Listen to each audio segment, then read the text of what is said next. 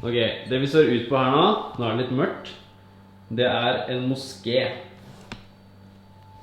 En moské i en liten by som heter Nizwa.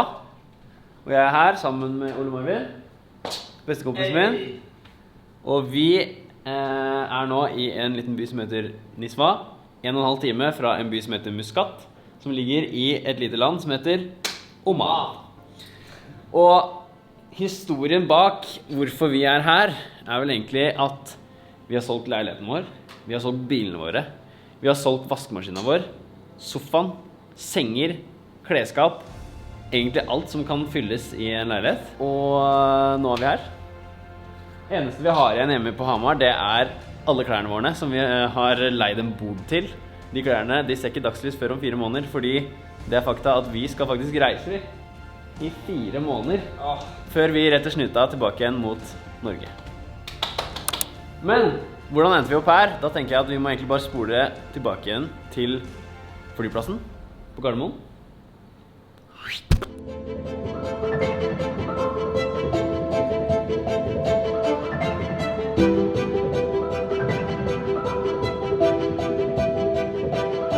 Kort fortalt startet dagen på Hamar, hvor vi tok toget til Gardermoen.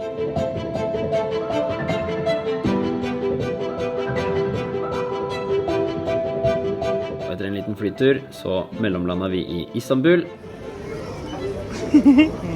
Kjøpte is på turen vår. Nå er vi mellomlander i Istanbul.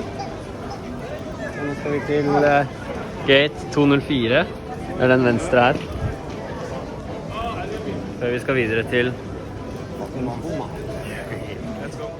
Før vi igjen landet i Oman. Etter det så kom vi oss på hotellet og fikk bare utforsket Muscat litt. Vi fikk en ny sveis hos en lokal barbershop i Oman. Ok, nå er vi i en barbershop i Oman, og vi tenkte å klippe oss, i hvert fall jeg. Så jeg kan sisse litt bak nakken jeg også, for jeg har litt sånne små hår som må fikses. Det er sånn.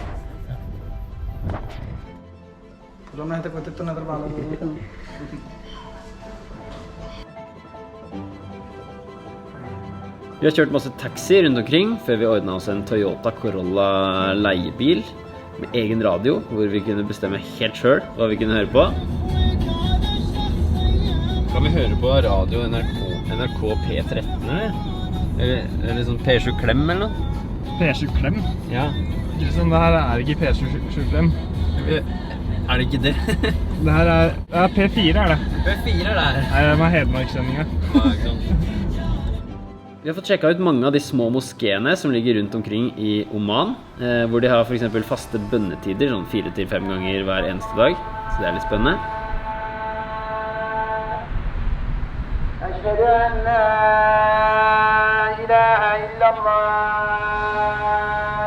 Hvis dere fikk med dere det, så var det en bønn fra moskeen. Det var en liten moské der, og de hadde vel en bønn nå. Det hørtes på lang vei, for å si det. Vi har også fått sjekket ut et svært hypermarket, hvor vi fikk ordnet oss et eSIM-kort med mobildata, sånn at vi finner fram på Maps og lignende. Og i tillegg til det så var det en svær berg- og dalbane og tivoli i 4. etasje, noe som var helt vilt. Så vi bare tok rulletrappa opp og fant de greiene der. Og jeg vant for øvrig førstepremien på en av de aktivitetene man kunne gjøre der. Og sjekk den kule premien vi fikk, den var jo bare helt rå.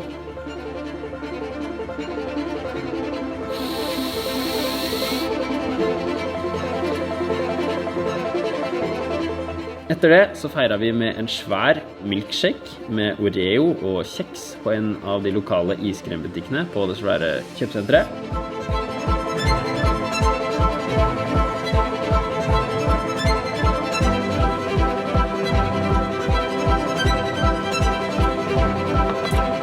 Dagen derpå pakket vi bagen på nytt og fylte leiebilen vår med bagene før vi satte snuta nedover i landet til en plass som heter Nizwa. Det er der vi er nå.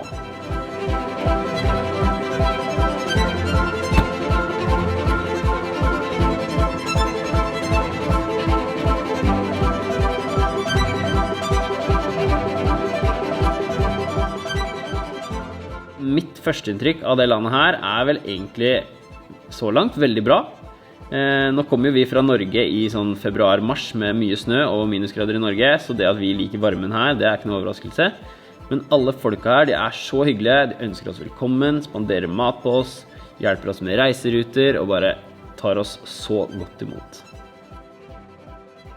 De neste dagene og egentlig ukene og månedene så kommer vi egentlig bare til å reise rundt i Asia og bare utforske, finne masse folk, spise god mat, utforske sanddyner, se på kameler og bare kose oss rett og slett.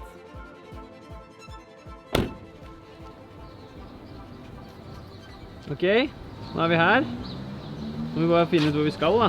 Ja. Har du fått med at det jewelry shopper overalt? Der. Der. Jewelry shopper. Der. Der. Der. Der. Der. Der. 7 jewelry shopper. 7 jewelry shopper. Overalt jo.